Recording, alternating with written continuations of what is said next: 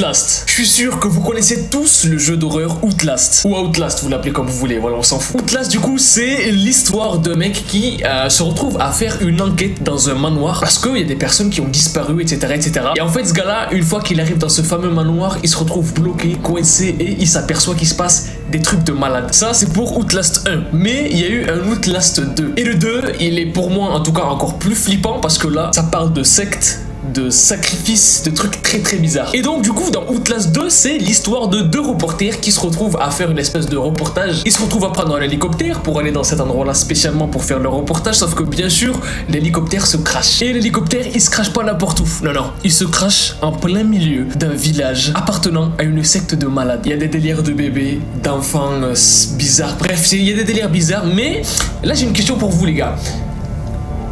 Et si je vous disais que l'histoire de Outlast 2 est inspirée d'une histoire vraie? Non mais non, tu racontes des bêtises. Ouais, c'est inspiré d'une histoire vraie et ça a été confirmé par le créateur du jeu lui-même. Donc les gars, j'espère que vous êtes prêts parce qu'aujourd'hui, on va parler de l'histoire vraie d'Outlast 2. Et préparez-vous parce que c'est putain de flippant. Avant de commencer, n'oubliez pas de mettre un maximum de pouces bleus sur cette vidéo. Abonnez-vous à la chaîne si vous êtes nouveau et que vous kiffez le délire de la chaîne. On est parti pour une nouvelle vidéo.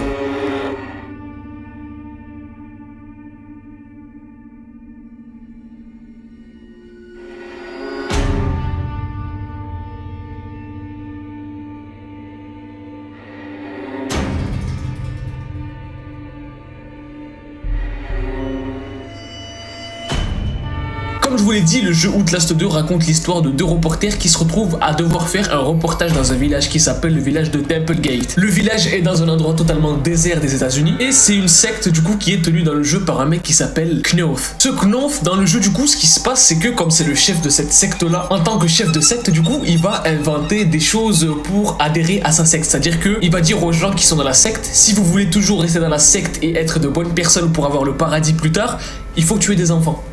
Parce que c'est le diable les enfants en fait. Du coup, il va y avoir des massacres de masse d'enfants, etc., etc. Ou même tout simplement des suicides collectifs du coup pour qu'ils aillent au paradis directement. Ça, c'est pour la partie du jeu. Donc ça, c'est Outlast 2 ça. Le truc, c'est que comme je vous l'ai dit, le producteur du jeu a dit que tout ça, tout son jeu, était inspiré de faits réels qui se sont réellement passés et qui concernent le People's Temple Cult.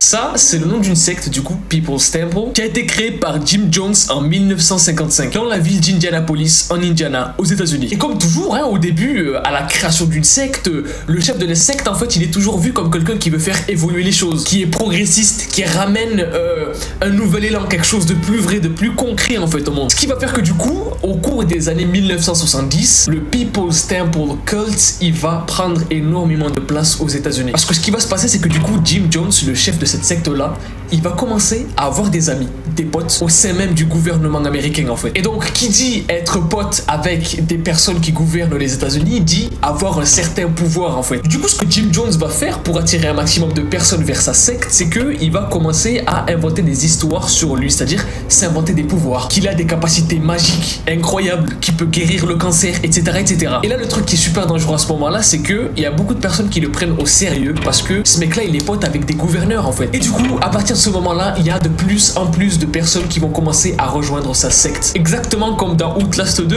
où le cardinal, donc le mec qui gère la secte dans le jeu Outlast 2, il s'invente des pouvoirs, des choses, etc., etc. Et sur le jeu, quand on se balade dans le village, etc., etc., on peut voir des habitants qui racontent du coup dans certaines phrases du jeu que ah ouais, il a des pouvoirs, il a réussi à me soigner de ci, de ça. C'est vraiment super flippant en fait. Et justement, c'est pour ça que dans le jeu Outlast 2, il y a des reporters qui vont dans le village en fait pour rencontrer le Temple's Gate parce que ils ont pris beaucoup de pouvoirs, qui sont potes avec des gouverneurs, etc., etc. Exactement comme la vraie histoire en fait. Du coup, on en revient à la vraie histoire qui a inspiré le jeu Outlast 2. Cette secte du People's Temple Cult, elle va commencer à prendre de plus en plus de place, comme je vous l'ai dit, en participant à des mouvements humanitaires pour aider des gens, lutter contre la pauvreté, contre la faim. Ça va leur rapporter énormément d'adhérents et de personnes en fait, qui vont se dire ah mais ils sont gentils en fait, ben je vais les rejoindre parce qu'ils aident les gens, ils m'ont aidé, du coup je vais les rejoindre. Sauf que bien sûr, comme dans toutes les sectes, il y a beaucoup de problèmes. Et ça, les personnes s'en rendent compte une fois qu'ils sont à l'intérieur de la secte et qu'ils ne peuvent plus en sortir.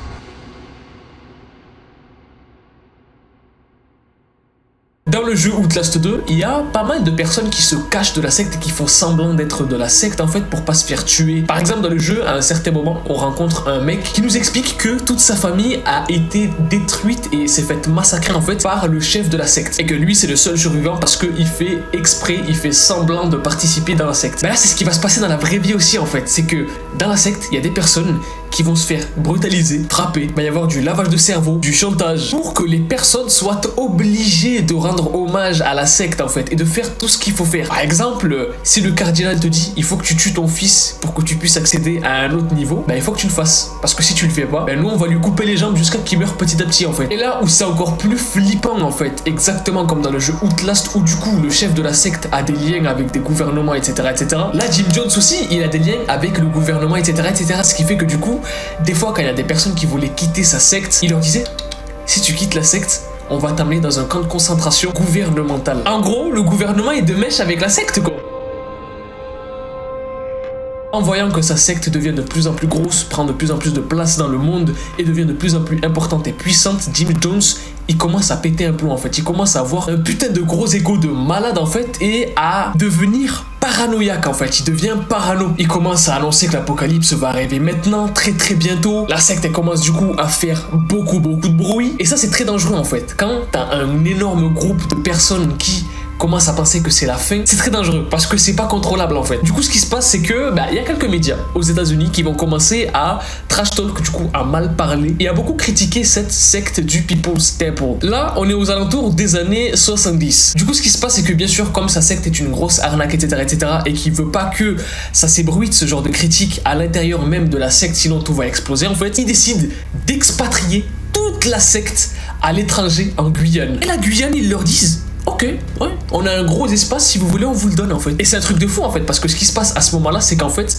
cette secte du People's Temple, elle va littéralement avoir un pays à elle en fait, un gouvernement, avec une ville qui s'appelle Jonestown, bien sûr, dérivée du nom du chef de la secte, Jim Jones. Exactement comme dans Outlast, où du coup, la secte a littéralement des hectares et des hectares et des hectares et des hectares de territoire en fait, juste pour elle. Et du coup, dans le jeu, c'est pour ça qu'ils peuvent faire des trucs de malade en fait, parce que ça se voit pas trop vu qu'ils ont des hectares et des hectares. Du coup, à ce moment-là, une fois qu'ils sont établis en Guyane et qu'ils ont leur propre territoire avec leur capitale qui est Jonestown, le chef de leur secte leur dit ok les gars, c'est le paradis ici maintenant. Sauf qu'à ce moment-là, bien sûr, ce qui se passe, c'est que les adhérents de la secte ne le savent pas, mais ils viennent de leur arriver la plus grosse manipulation de toute leur vie, c'est-à-dire que là, il n'y a aucune information qui entre de l'extérieur du monde, aucune information qui sort de l'extérieur du monde. Là, ils vivent vraiment comme s'ils étaient sur une île coupée du monde. Exactement comme dans Outlast où le village où l'histoire se passe, ils sont coupés du monde. Il n'y a aucune information qui entre, aucune information qui sort. C'est vraiment terrifiant ce genre de truc.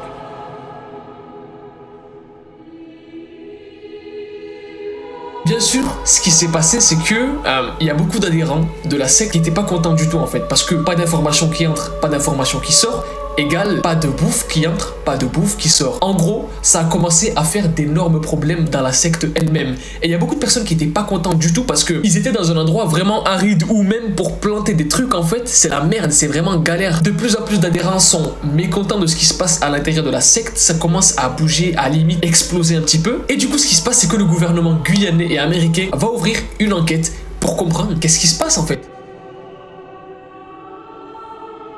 Bon, le gouvernement américain et guyanais, ils sont au courant de ce qui se passe, ils savent que c'est une secte, mais c'est pour se donner une bonne image en fait. Et donc, il y a des enquêteurs qui vont être envoyés sur place pour comprendre ce qui se passe à l'intérieur de cette secte, pourquoi est-ce que ça commence à se fractionner, exactement comme dans Outlast 2 où les deux personnages principaux sont envoyés dans le village pour comprendre ce qui se passe. Je vous l'ai dit les gars, c'est flippant en fait, parce que là c'est pour de vrai que ça se passe. Bien sûr, une fois que Jim Jones il entend ça, qu'il va y avoir une enquête, etc., qu'il y a des enquêteurs qui vont venir pour comprendre ce qui se passe, et que enquête est égale à problème, parce que s'il y a des problèmes, c'est égal à prison, et que du coup Jim Jones va terminer en prison, il se dit non, moi je veux pas terminer en prison. Alors ce qu'il va ordonner à tous les adhérents de sa secte, c'est de se tuer.